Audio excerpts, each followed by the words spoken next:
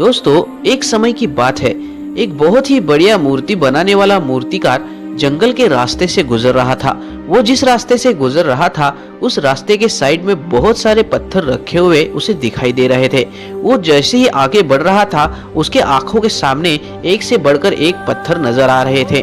उसने सोचा कि इनमें से एक पत्थर के ऊपर बहुत ही अच्छी कारीगरी करके इस पत्थर की मदद से एक बढ़िया सी मूर्ति बनाई जा सकती है। ऐसा सोचकर उसने एक बढ़िया से पत्थर का चयन किया और उस पत्थर को मूर्ति बनाने के लिए ले लिया और अपनी थैली से छीनी और हथौड़ी निकालकर उस पत्थर की मूर्ति बनाने के लिए उस पत्थर के ऊपर घाव मारने लगा।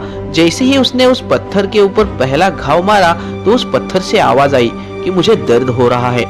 ये बात सुनकर वो मूर्तिकार बड़ा ही हैरान हो गया। उसने सोचा कि ये मेरा वहम भी हो सकता है, इसीलिए उसने उस पत्थर पे फिर से घाव मारना शुरू कर दिया। जैसे ही उसने दूसरा घाव मारा उस पत्थर ने फिर से बोला मुझे दर्द हो रहा है। जैसे ही दूसरी बार मूर्तिकार ने ये शब्द सुने तो उसे अपने कानों पर यकीन नहीं हो रहा था। वो डर गया और उसने उस पत्थर को वहीं रखकर वो आगे बढ़ गया। वो जैसे ही आगे बढ़ा उसे एक और बड़ा पत्थर दिखाई दिया। उसने सोचा कि ये बहुत ही बढ़िया पत्थर है, इसके ऊपर भी कारीगरी करके एक अच्छी मूर्ति बनाई जा सकती है। इसीलिए उसने उस पत्थर के ऊपर कारीगरी शुरू कर दी और उस पत्थर के ऊपर एक घाव करने शुरू कर दिए। उस पत्थर को भी बहुत ही दर्द हो रहा था, लेकिन उस पत्थर ने उस मूर्तिकार की सारी चोटों को बहुत ही निडरता से सहन किया और अंत में उससे एक बहुत ही बढ़िया मूर्ति बनकर तैयार हुई। उस मूर्तिकार ने उस मूर्ति को वहीं रखकर अपने आगे के मंजिल के लिए निकल पड़ा। उसी रास्ते से पीछे से कुछ गांव वाले उस जंगल में आ रहे थे। उन्होंने देखा कि एक पत्थर के ऊपर बहुत ही बढ़िया कारीगरी की हुई एक भगवान की मूर्ति रखी हुई है। उन्होंने सोचा कि इस मूर्ति को ले जाकर अपने गांव में किसी मंदिर में स्थापना कर देते हैं। लेकिन उनमें से एक गांव वाले ने कहा हमने भगवान की मूर्ति तो मिल गई, लेकिन इसके सामने नारियल चढ़ाने के लिए एक और पत्थर की हमें जरूरत पड़ेगी।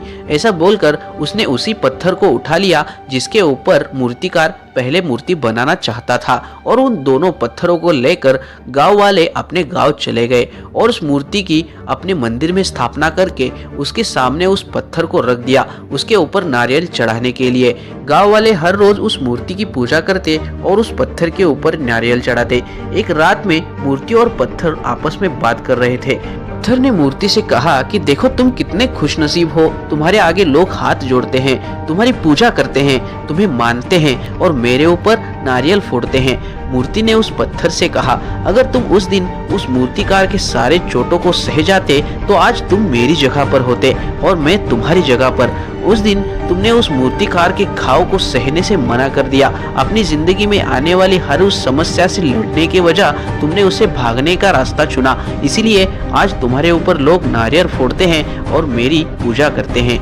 दोस्तों, किसी ने क्या खूब कहा है, जिंदगी जीना आसान नहीं होता और बिना संघर्ष के कोई महान नहीं होता और जब तक ना पड़े हथौड़े की चोट तब तक पत्थर भी भगवान नहीं होता। इसीलिए अगर आपको लगे कि आपकी जिंदगी में दुख है, तकलीफ है, तो समझ जाइए कि आपके ऊपर उस हथौड़े की चोट पड़ रही है जो आपको आने वाले समय में एक अच्छी मूर्ति बनाने के लिए काम कर सकती है। आपको एक अच्छा इंसान, एक कामयाब इंसान बनाने के लिए उपयोगी साबित हो सकती है।